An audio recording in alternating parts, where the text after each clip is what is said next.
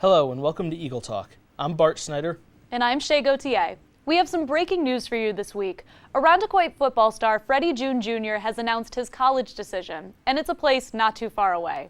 That's right. Freddie June Jr. has announced on Twitter Sunday night that he is going to play football at the college at Brockport. The former Section 5 football star capped off his high school career for the Eagles as the 2017 All-Grader Rochester Player of the Year, passing for 1,118 yards and 15 touchdowns, and rushing for 844 yards, including 6 touchdowns.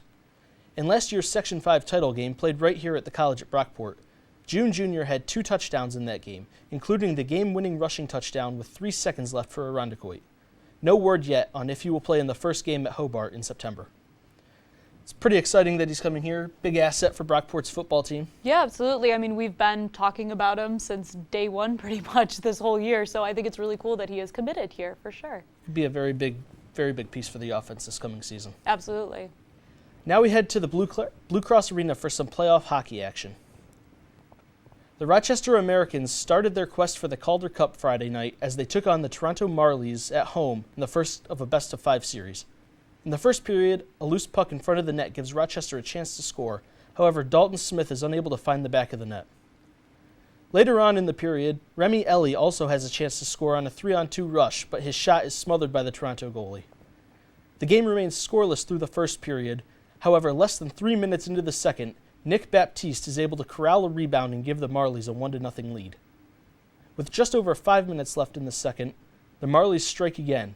This time, Chris Mueller deflects a shot from the point past Scott Wedgwood and into the net, giving Toronto a 2-goal lead. Later on in the third period, with Rochester shorthanded, Mueller strikes again, burying a shot that trickled past Wedgwood.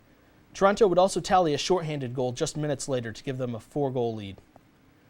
Down 4 in the final minutes of the game, Rochester manages to avoid the shutout as Tage Thompson is able to sneak a shot past the Toronto netminder. Toronto would take the game 4-1 and take a 1-0 series lead. For more from Blue Cross Arena, here's Ben Vahey. Game 1 of the North Division semifinals is in the books here at the Blue Cross Arena as the Rochester Americans fell 4-1 to the Toronto Marlies on Friday night. Despite the loss, head coach Chris Taylor and Victor Olofsson are both pleased with how they played tonight, and here's what they had to say following the game. No, that's playoffs. You gotta just forget about these games and just look for the next one. That's even if you win, you gotta just keep looking for the next game. That's how playoffs work. So, like you said, we're happy with the way we played, and we just got to execute a little bit better. We've been in this situation before, especially against Toronto. We've come back from a 4-1 deficit against them, and we had our chances again starting the third, and I thought we were just cheating a little bit too much on the offensive side instead of continuing doing what we're doing. I think we would have got more chances, and maybe it might have been a different outcome.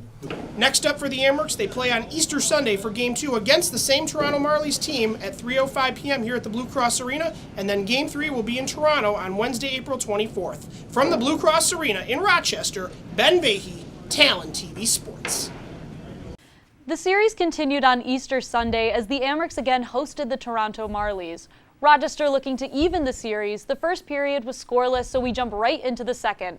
Early on in the second period, C.J. Smith shoots a one-timer, top shelf for the first time in the playoff series. The Amerks take the lead first, 1-0. Fast forward towards the end of the period now, and the captain Kevin Porter at the right place at the right time. Amerks take a 2-0 lead into the locker room for intermission. But in the third period, Toronto comes back. Chris Mueller, the West Seneca, New York native, slips one in, bouncing over Amerks goalie Scott Wedgwood to put the Marlies back to within a goal. Then a minute later, Jeremy Bracco, the Freeport, New York native, takes the pass and knocks it in to tie the game up 2-2. So that means we are headed into overtime. And in overtime, Bracco with a beautiful goal to end it. Amerks blow a 2-0 lead and go down in overtime, 3-2 the final. Rochester on the brink of elimination as the series shifts to Toronto Wednesday. We're getting plenty of chances, just not getting the bounces, and I think we got to stick around the net front. I think there's some loose pucks available for us to knock away at second and third opportunities, so just got to get a little more hungry on the net front maybe. It's just one game at a time now. We got to win 3 straight, but We're not going to win 3 straight without winning the first one, so we got to win that first one, and then we'll go from there. They execute. I don't know what to say. It's we've done it all year of executing and scoring those big goals, and right now we're having a really hard time with it, And usually our guys are doing a good job in executing those, and we'll just keep practicing, putting pucks in the net, practice. I can't believe the Amerks blew it. It's really a shame. They had such a great regular season. Now they're down 2-0 in the playoffs, and they have to win 3 in a row now just to pull out a series win. Yeah, exactly. It's been a frustrating season. Yes, it has. And it continues their struggles at home. All season they've had trouble. But now we head to the College of Brockport, where the women's lacrosse team hosted Geneseo and New Paltz. It was the battle of the unbeatens in SUNYAC women's lacrosse Wednesday as the Golden Eagles hosted the Geneseo Knights. First half, Brockport strikes first. Heather Conklin tickles the twine for the Golden Eagles. Brockport up 1-0. Geneseo comes back minutes later. Tessie Duty finds her way around the corner and knocks it in as she falls down to tie the game up 1-1. A minute later, Mallory Max with the one-timer to give the Knights a 2-1 lead. Brockport would get a goal back later, though. Jade Williams off the feed from Sarah Grapevine to butt the Golden Eagles back to within 2. Brockport would pull off a comeback, but it wasn't enough as Geneseo wins the Battle of Unbeatens in SUNYAC play in this one 13-11, the final. It was senior day for Brockport women's lacrosse Saturday as they hosted SUNY New Paltz. The first half, New Paltz up 1 when Tara Bovich, off of free position, tickles the twine for the Hawks. New Paltz takes the 2-0 lead. Brockport, though, would respond quickly, and Allison Jennings finds senior Jade Williams for the goal. Brockport down just 1. Then Sarah Grapevine, with a spin move, finds Allison Jennings, who splits it between the pipes. This game all knotted up at 2. Then, Hannah Cullen, the senior, with a rocket past the netminder. Brockport cruises on senior day, 17-8 the final. The Golden Eagles have won last home game Wednesday when they host St. John Fisher. Other Brockport sports to mention, baseball was rained out for senior day Saturday, but managed to pick up a 6-4 win over Ithaca last week. They hit the road to Elmira Tuesday before returning home to host RIT Wednesday and Cortland in a 3-game home series, including Hometown Heroes Day Saturday. Men's lacrosse fell to Cortland on the road Saturday 15-7 and will be back home Saturday at 1 p.m. versus Plattsburgh for senior day. Softball got swept in a doubleheader by Geneseo 10-6 in Game 1 and 10-3 in Game 2. They will be back in action Wednesday when they host St. John Fisher College in a doubleheader. They then host Potsdam Friday and Plattsburgh Saturday, also in doubleheaders with the Plattsburgh Series Senior Day. I have to say, spring season rolling around and these Brockport sports seem to be a lot of fun. They are. Season's coming to an end. Teams are trying to make those final playoff spots, get the games in before the end of the season. Hopefully they can get some more wins in the next week or two and clinch those playoff spots. Yep. We can only hope. In Section 5, there is one athletic director who has been at the reins for nearly 3 decades now, and after almost 30 years on the job, has announced his retirement.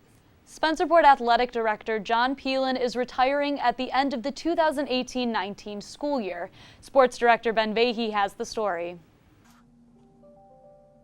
Spencerport's athletic director John Pelin always remembers 2 things about his time on the job. One is the relationships they developed with many people throughout Spencerport, from our student athletes to our staff and our community. And the second thing, I think, is just the overall support that this community has given to our athletic program. After around 40 years with the district and 30 as athletic director, Pelin is retiring at the end of June. He will not be forgotten as his success over the years makes him one of Spencerport's best. But Pelin doesn't see it that way. Kind of like to look at it as team successes. Sometimes the teams that maybe don't win a championship are just as successful. Like we've had teams that maybe had a poor record one year, but then the next year they turn around, like our hockey team this year, where it captures the excitement of the whole high school and many of our student bodies come out. Or back like in 1997-98, where our boys and girls basketball teams were super and we had sold out gyms every night. Just that excitement of high school athletics is absolutely tremendous. Even though Pelin is retiring, he is not worried at all about his replacement. Spencerport will have big shoes to fill, but Pelin is confident that the new athletic director will be just as successful as he was. I think everybody's replaceable, and when they do name the new person, I'm sure that new person will come in. They will probably have a little bit different vision, which is great, and I think that everybody will rally around that new person and move forward without any problems. And with John retiring, what does he plan to do in the future? I really don't have too many plans. I think I'm going to try to take the summer off and maybe relax a little bit, play a little golf, and then see what the winter holds for me. But right now, really no specific plans right now. Spencerport athletics won't be the same without John Pelin in the 2019-2020 school year, but Pelin is looking forward to retirement and the freedom to come with it. In Spencerport, Ben Vahey, Talon TV Sports. The Spencerport School District has announced Pelin's replacement. Jennifer Placido, current assistant principal at Spencerport High School, has been named the new athletic director. Placido will begin her new job following John's retirement on July 1st. Staying in the high school level, there was some boys lacrosse action in Hilton Saturday. In high school boys lacrosse, West Genesee, one of the best teams in New York State, paying a visit to Hilton Saturday to take on the Cadets. First quarter, Genesee getting on the board to kick this one off. Bradley Cunningham with the bouncer past the Hilton goalie, Wildcats up 1-0. The Cats look to add another goal here, but the Hilton goalie Jacob Kelsey defends his home turf with the save. Genesee, though, still in the lead. Hilton gets on the board here as senior Michael Galante fires a rocket past the West Genesee goalie. Cadets, though, trail by 1.